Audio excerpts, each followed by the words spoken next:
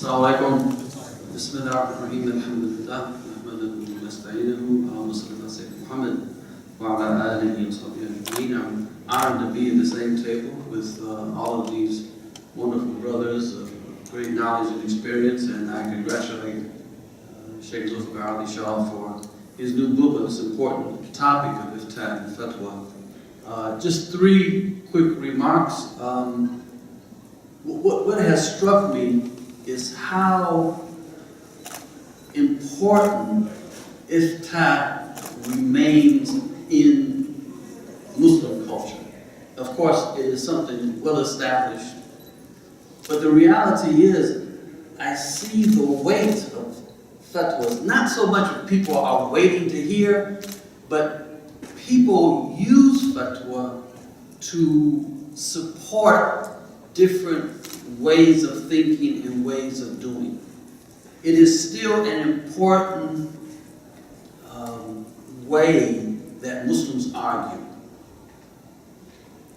And therefore, fatwa, the giving of fatwa, the Iftaa, the process of Iftaa, remains a very, very important cultural aspect of our experience as Muslims.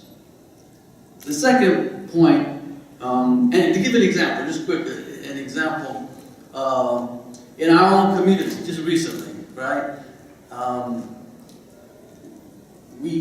dug up an old fatwa of Sheikh Muhammad Siddiqui about the permissibility of people donating money in America to build a masjid. As most South Asians are totally against it. Their fiqh is, you cannot do that. Many of the Arab brothers, there have already been fatwa from different places that have been more flexible on that. So Sheikh Muhammad gave this fatwa many years ago. And so I dug it up, printed it up, and started distributing it in our masjid. We were building a masjid, and slowly,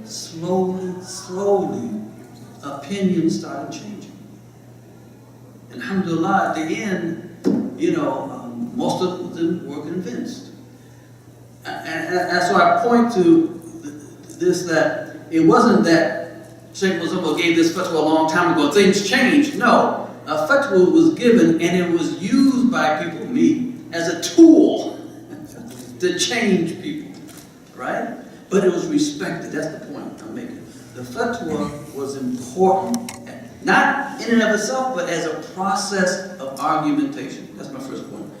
The second is that, fatwa historically and in our era has been and is a tool for rethinking our deen, rethinking different positions. And of course, Dr. Zulfikar Ali Shah has, pointed this out in a methodology, maqasidi methodology of how we can, re-look at old fatwa, old opinions, and try to rethink based on re-evaluation of hadith. There's a myriad number of ways to do this, but historically, the fatwa has always been a tool for change, if you will.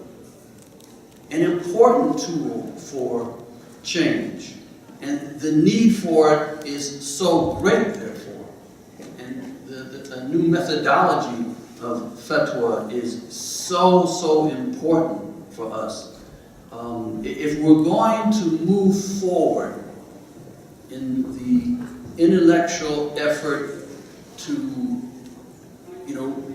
make Islam, in a sense, as a new vibrant reality in this world, we need the power of this of fatwas. The third point is that we often, and I must say, I think I heard Dr. Zulfikar Ali Shah bemoan the marketplace of religious opinion. We have, online shuyukh, giving opinions and things like that. I would say it's always been that way? I mean, if you look historically, even the 10th century, 900, right? Of course, Ghazali is fighting against the Batiniya, right? Because why? Because all these people are giving opinions about this, and this. I mean, the marketplace is the marketplace, right? And especially in our Sunni Islam, we allow for the marketplace. Not authority in pedigree, but authority in argumentation. How good is your argument? Not where'd you get your degree with, are you qualified? Even though that's there, because that's protection. But that's not ultimately how we should even bother about judging a particular opinion. Not who gave it, but what's the internal logic? What's the power of it? So I really don't think we should kind of beat ourselves about the fact that this marketplace is so open. I think our reaction should be to redouble our efforts in producing the strongest argument and making sure our arguments get out. Use the same tools that other people are using in making sure that our arguments get out. And I must say, as and I'm part of the FIT Council our FIT Council has to step up to the plate. Our community absolutely needs an active FIT Council that are producing these fatwas that can help our